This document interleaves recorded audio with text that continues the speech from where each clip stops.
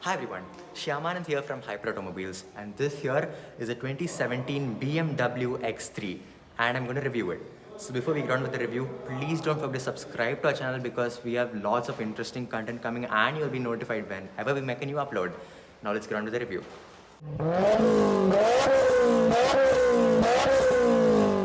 So starting off the review by talking about the design of the 2017 X3, you can see that it uses BMW's not so famous design language, and for its time also it was not as sharp looking as its rivals, the GLC and the Q5, but the latest one looks very nice, I have to admit. But on the positive side, you get no fakery, all are real vents, and you see that huge radiator over there.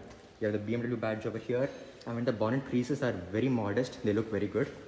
Coming out to the side, first thing that catches your wheels are the 18-inch wheels.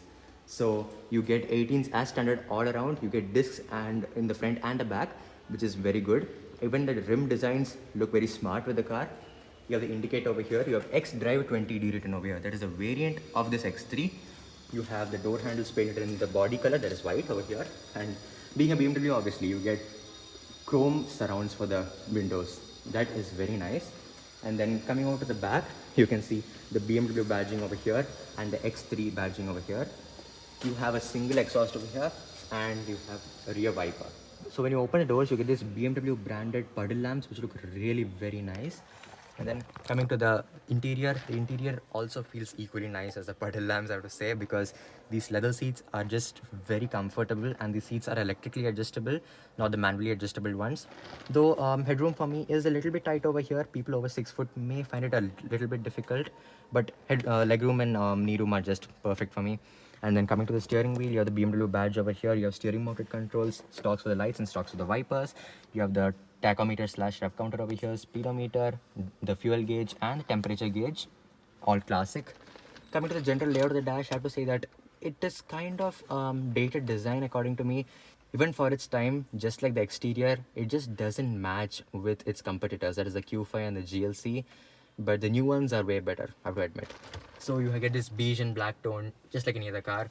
And then you have this beautiful piece of gloss wood trim that is really nice. You have the infotainment system over here. Two huge AC vents. You have the hazard lamp over here.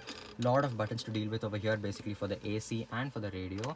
I'm happy they kept it physical because it's way more easier to control in physical buttons. And you have a little bit of storage over here, 2 cup holders, you have the gear selector, and you have a toggle for controlling the infotainment system, which I'll show in a minute. And then you have a vanity mirror with a light for the co-passenger, same thing for the driver. And coming to the storage in the front, you have a soft opening glove box that is very nice. And then you have the felt over here. So the inner of the glove box is coated with felt that feels equally nice as that. And you have the glove box is really deep, I have to say. It is extremely very deep. You can fit a lot of things easily. And then over here you have door bins. Door bins are not the biggest in the industry, but still it's manageable, completely manageable. Medium sized bottles or 750 ml bottles can easily fit. Above that might be a little bit of a faff. And then over here you have this center armrest coated in leather again. And then you have again little bit of storage over here, not much. Now I just finish off the front seats by saying that it has a panoramic sunroof. So you just pull this button over here once, the blind goes. I've just taken out the blind, and then you pull it again once more and you see the glass going back. So again, the glass opening is not huge, I have to say. It just equally as an electric sunroof, and that's kind of disappointing when you notice it, but it's at least good that the glass opens. And that's about the front seats. Let's get on to the back seats. Now, coming to the rear seats, getting in is fairly easy, and once you're in, you're coated in this beautiful leather interior, again just like the front. And here, coming to the comfort, you have beautiful headroom. Even people over 6 foot will not find it difficult, it'll be very easy for them. And knee room is great over here. Legroom is kind of not that good because you can't stretch out too much, but that's completely fine. You have a hump over here, not the biggest hump, but still a hump is a hump. And SUVs having humps are just not my taste. You have 2 AC vents over here, and then over here you have a center foldable armrest with 2 cup holders with rubber grips inside them, and they save space a lot. BMW have done a very nice job with the cup holders.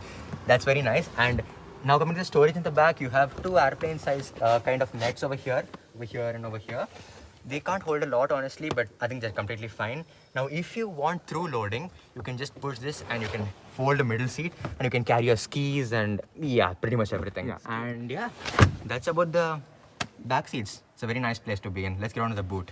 Now, coming to the boot of the car, so to open the boot, you have a button over here, and struts take it for you from around 3/4. And so what you have here, you have a parcel tray over here, which is removable. You just have to pull it. It just goes there automatically. I have to say that it's completely filled with felt, and the boot feels really nice. I thought I'll never be saying it, but the boot feels really nice. Lot of space. You have a lot of space. Crazy and then lot. over here you have a space-saving technology, and you have a hook. No, that is an invention. BMW doing a very good job. that's good. You have nets over here just to carry extra things. As you said, you have a hook over there too. You have 2 lights over here. And yeah, now what you get here as standard is 782 liters of boot space without the seats folded. Yes, you can fold the rear seats. So now to fold the rear seats, it's kind of a faff because you have to come over here and then you have to fold the seats. You don't have a button from the boot, but one here. So again, as you can see, it's a 60-40 split. This is a 60 and that over there is a 40. Yeah. Now when we come back to the boot, the space has been upgraded from 782 to 1792 liters. And believe me, that is a lot. That is a lot of space right there. And yeah, that's up at the boot. Let's get on with the engine of the car. Now, coming to the engine, so to open the engine bay, you have a lever in the driver's footwell. You pull that and the hood pops. So to open the hood, just like any other car, you have a lever over here. You just have to pull that lever and start to take it up for you. That's so satisfying to watch. And so what you have here is you have insulation, which is very much needed. You have springs, which I've never seen before in a bonnet, and they're really good. Massive engine. So what do you get here? So the engine you get here is a 2-liter turbocharged inline-4 engine, and this beast produces 190 horsepower, which is not a lot, but 400 Newton meters of torque. And the torque is very high again because it's diesel engine, and this diesel engine is a bliss because you get 400 Newton meters of torque in 1750 RPM, just below 2000 RPM. That is like beautiful. At like 3rd gear, you get 400 Newton meters, and believe me, that's a lot over there. You can pull a lot of Suzuki's just behind you, and that'll be so satisfying to watch. And that's about the engine. Let's get on with the final verdict of the car now. Coming to the final verdict of the car, what do we think of the 2017 BMW X3? So first things first, I think that it delivers a lot.